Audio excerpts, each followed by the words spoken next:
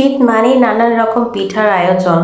আর এই শীতে কয়েকটি পিঠা না খেলে যেন শীতের আমেজই আসে না।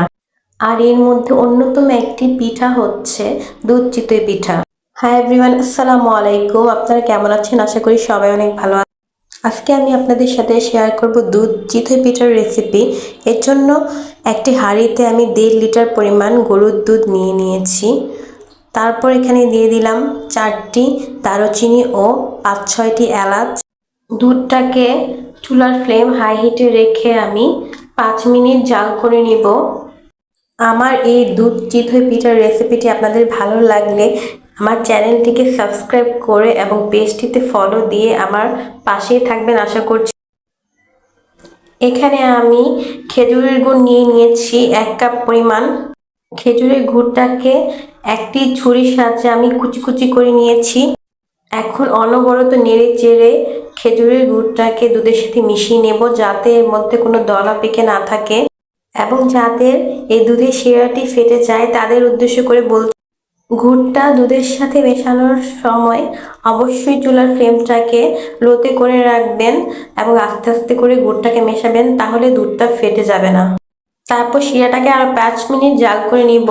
তারপর হচ্ছে এখানে আমি কিছুক্ষণ আগে বানিয়ে রেখেছিলাম চিতই পিঠাগুলো। এই চিতই পিঠাগুলোকে এখন আমি শিরার মধ্যে ভিজিয়ে নেব। এই পিঠাগুলোকে একটি একটি করে এখন আমি শিরার মধ্যে ডুবিয়ে দিব।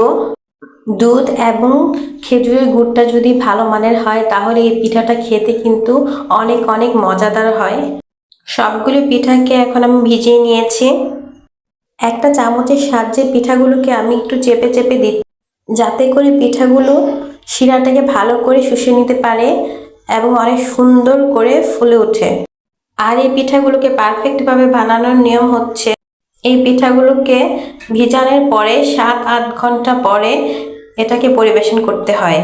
তার জন্য রাতে এই পিঠাটি বানিয়ে রাখলে সকালে খাওয়ার জন্য পুরোপুরি উপযোগী হয়। এখন এই পিঠাগুলিকে একটি ঢাকনার সাহায্যে ঢেকে দিব, যেহেতু এটা আমি রাতে তৈরি করেছি, এটা সকালে আমি পরিবেশন করব। তো সকালে আমি ফিরে আসলাম। এখন ঢাকনাটি খুলে দেখছি পিঠাটি কেমন হয়েছে। তো আপনারা দেখতেই পাচ্ছেন পিঠাটি কত সুন্দর হয়েছে। পিঠাটি শিরায় ভিজে বড় বড় হয়ে গিয়েছে, শিরাগুলিও খুব ভালো করে শুষে নিয়েছে। এই দুধ চিতই পিঠাটা দেখতে যেমন লোভনীয়, খেতেও অনেকই মজাদার হয়। আমার এই দুধ চিতই পিঠার রেসিপিটি কেমন হয়েছে অবশ্যই লাইক কমেন্ট করে জানাবেন। একটু কেটে দেখাচ্ছি পিঠাটি কেমন হয়েছে। তো আজ এ পর্যন্তই। সবাই ভালো থাকবেন, সুস্থ থাকবেন। আল্লাহ হাফেজ।